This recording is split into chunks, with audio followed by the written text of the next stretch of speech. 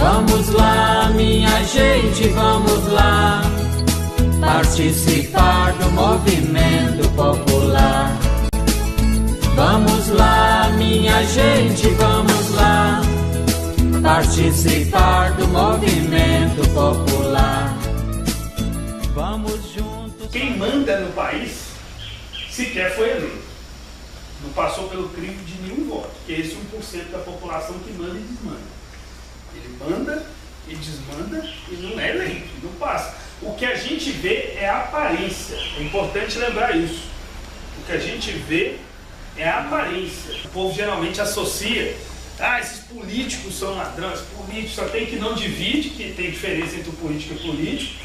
E mais, o problema não é só os políticos. Tirar o político é uma parte do problema. Agora você precisa tirar as classes dominantes que mandam nos políticos. Sem abolir o 1%, as coisas não mudam. Eu acho que essa é a questão também, esse enfrentamento aos ricos. É só imaginar, fala aí, que o presidente Dilma, quem é que manda?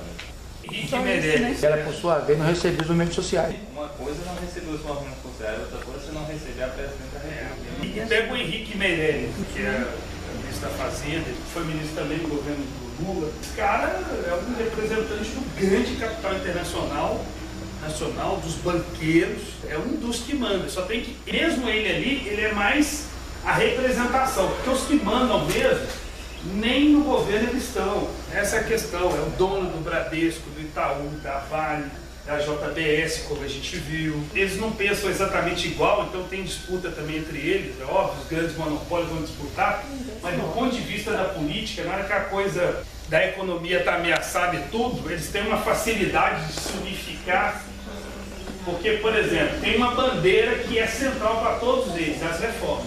Alguém político das classes dominantes você viu fazer discurso contra a reforma trabalhista, da Previdência? Não tem nenhum. São unitários. Mesmo a Globo, que tinha contradição com o Temer, queria tirar o Temer, mas não é para poder ter diretas ou coisa positiva, não. É porque era uma emissora golpista, ela queria coisa pior. Mas, qual que é a situação? Não ter alteração da situação de vida da maioria, da classe trabalhadora. E uma questão que a gente coloca, que a gente precise das defesas, em palavras, as ações de fato. Reconstruir a esquerda também, na nossa opinião, passa por propósitos de ter a capacidade de unificar radicalidade com amplitude. Então também essas coisas são importantes porque é o seguinte, a gente vive sobre muitos estigmas.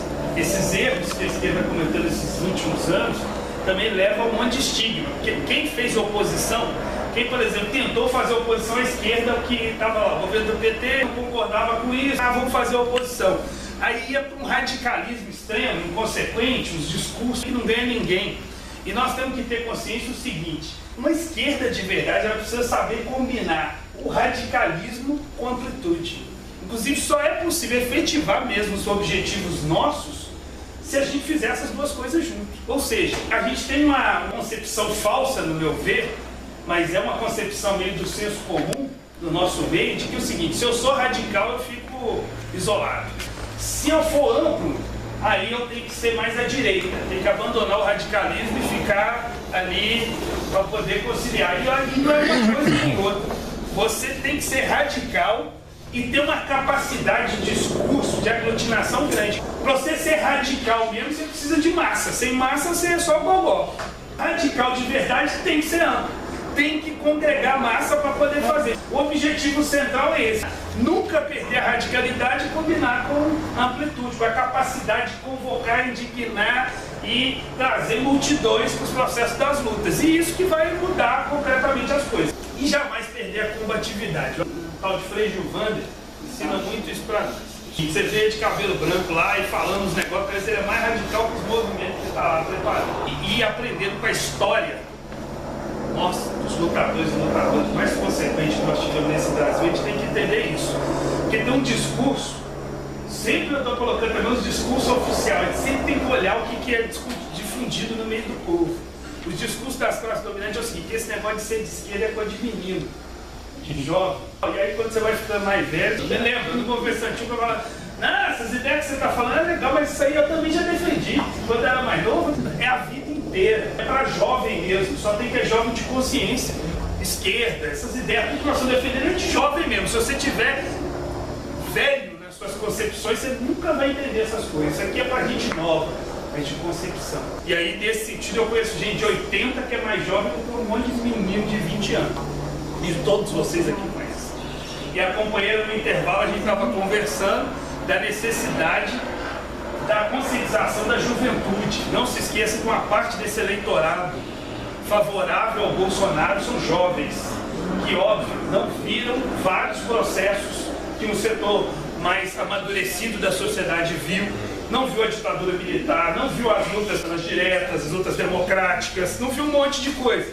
E está indignado, mas viu esse último período. Não viu, não estudou, porque essa escola que está aí não vai ensinar isso, inclusive a escola que está aí. A propaganda é a escola sem partido, que na prática tem pouca nenhuma de escola sem partido. Na verdade, vai ser a escola de um partido, do partido dos dominantes. Vai ser a escola com mordaça, a escola que não permite que o resto das concepções sejam colocadas. Vai poder colocar as concepções oficiais. Então é isso que está em curso, para impedir mais ainda o acesso a concepções críticas. A gente tem um desafio, porque as classes dominantes já falam essas coisas da gente. Nós não podemos dar argumento para os caras para poder reproduzir isso. E lembrando, as lutas históricas no nosso modo de ver, reforma agrária, nacionalização das reservas naturais, estatização das empresas que foram privatizadas, isso nunca deixou de ser atual, inclusive é mais atual do que nunca. Fazer uma reforma urbana com 84% da população vivendo nas grandes cidades. A reforma agrária, é claro que uma parte desse povo quer voltar para as terras que estava lá, quer voltar para o interior, boa parte desse povo não volta porque não tem oportunidade. Se tivesse, voltaria. É atual demais a reforma agrária. Essas bandeiras não podemos ficar na defensiva de defendê-las. Elas são fruto de um acúmulo de mais de um século de luta das classes trabalhadoras para chegar nessas bandeiras. Tem pelo menos 150 anos que se defende isso no Brasil, que é necessário fazer isso. Não tem sentido a gente defender, avançar e lutar para se efetivar essas coisas, né? Salário digno, efetivo, justiça social, preservação da natureza, isso tudo é bandeira que só a esquerda pode levar à frente. E a última coisa aqui que eu quero colocar é essa questão do trabalho, as duas últimas coisas. Uma é o trabalho de base, porque nós estamos numa época também que boa parte da esquerda largou esse trem. Pisar no barro, ir onde o povo está, ir nas periferias, ir nos interior, preparar resistência, aquele trabalho lento, complicado, porque trabalho de base não é um negócio simples e fácil. Ele é demorado, ele é permanente, você não pode largar. É uma discussão que nós estamos fazendo dentro do movimento nosso, indo para a região onde os companheiros estão falando, olha, isso aqui é um trabalho de anos, isso é um trabalho de vida, é trabalho permanente, de anos de dedicação. E por mais que você vire qualquer coisa aqui, presidente da associação, até deputado, você tem que continuar nesse lugar aqui. Esse é o seu lugar. O mundo você vai enxergar a partir daqui onde você está. Por mais que cargo que você tiver, o que tiver, você enxerga o mundo daqui. Se não for assim, nós vamos derrapar. E tem que perder tempo. Você pode ser o dirigente que for, você tem que ir lá onde está o povo, pisar no barro e fazer o trabalho lá no dia a dia. Se não tiver um tempinho para ficar fazendo isso, você vai se burocratizar nas estruturas lá e vai parar de fazer o que tem que fazer. Tem um personagem da mitologia grega muito interessante, que é o Anteu. O Anteu era filho de Géia. Géia é a deusa da terra. E o Anteu, ele derrotava todos os inimigos que ele tinha. Qual que era a arma dele? Que inclusive os inimigos acabaram percebendo isso.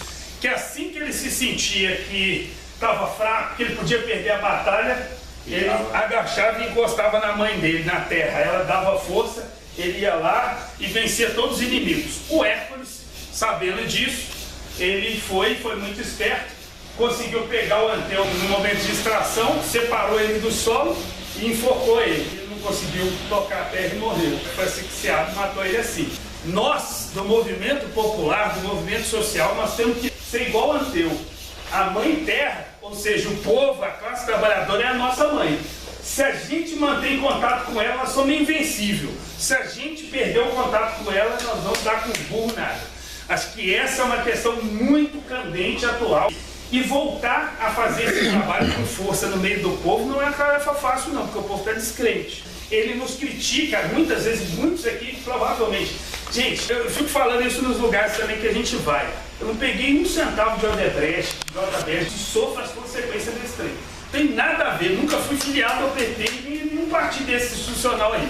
E sofro. com isso. Por quê? Porque isso pegou em todo mundo. Então a gente vive as consequências desse trem. Quando você veste vermelho, bota vermelho, vai pra manifestação, bandeira, aí lá vem o vagabundo, lá PT, entendeu? Essas classes dominantes fizeram um trabalho muito bem feito, inclusive com os meios de comunicação. Por isso que isso é outra coisa do trabalho de base. Ter esquema de comunicação alternativo.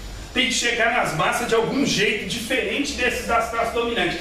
E para isso também nós vamos usar coisa que já existiu. Tem que ter rádio comunitária. E lembre-se que um dos grandes erros do governo do PT, do início do governo do Lula, foi o quê? Atacar as rádios comunitárias. Foi um dos períodos que mais fechou a rádio comunitária, foi 2003, 2004, 2005.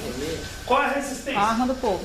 Onde estava as resistências? É arma. Isso é arma. Na Venezuela, uma das coisas que os caras usam nas periferias é a rádio comunitária, que é um jeito que o povão ouve, escute. Como é que você convoca o povo para resistência sem ter meios de comunicação? Nós vamos usar os deles? O Facebook? Os caras vão cortar o Facebook, acabou. Não tem, você usa como WhatsApp, vai ser esses meios que nós vamos usar também, enquanto puder usar.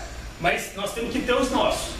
TV comunitária, tem que ter jornalzinho, temos que ter, inclusive, mecanismo para rodar isso, porque se toda ditadura, o que for, nós temos que ter as nossas copiadoras lá para fazer os nossos e rodar e distribuir no meio do povo e preparar a resistência. Essa é uma questão também muito séria no trabalho de base. Aumentar ainda mais o nosso bloco, reforçar a nossa manifestação.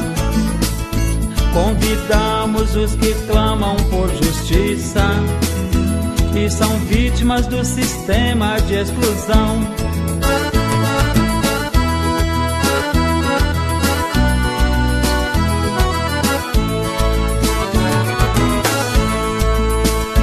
Vamos lá, minha gente, vamos lá participar do movimento popular.